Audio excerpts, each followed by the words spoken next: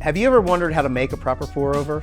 It can seem very intimidating, but once you nail the basics, super simple. There's a couple key elements to making a proper pour over. They are a scale, super important. A grinder, obviously you gotta grind the coffee.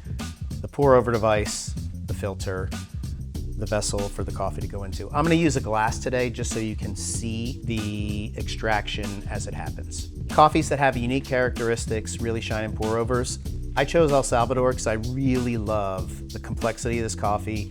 The processing method gives you acidity, body, sweetness. I think it really shines in this brewing method. The first step in brewing any coffee properly is coffee to water ratio. We're gonna stick with a 16:1 ratio. For this pour over, we're gonna do 12 ounces, which is 355 milliliters of water. We're gonna use 23 grams of coffee. So I'm gonna go ahead and grind that. So I've got the pour over, I've got the filter. I'm gonna put those together.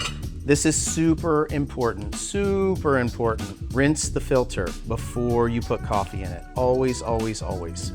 There are flavors, there's paper pulp, there's all sorts of things you wanna get out of the filter before you put the coffee in. All right, we're gonna go ahead and put it in the filter, and we're gonna go to 355 grams of water.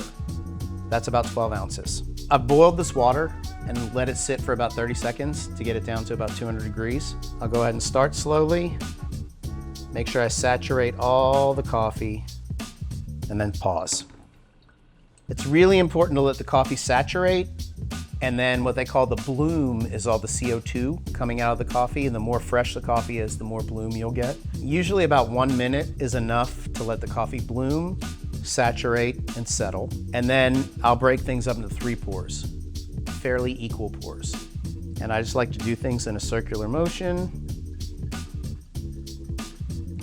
Pause. And once again, we'll let the coffee flow through. Pour number 2. And the final pour to get to 355 grams. All right, looks like that's about done. You can brew directly into the cup if you want. I did this in a glass just so you could see the extraction. Pour, try not to make a mess. All right, there's the pour over explained. Try it with Cuvée for the perfect cup.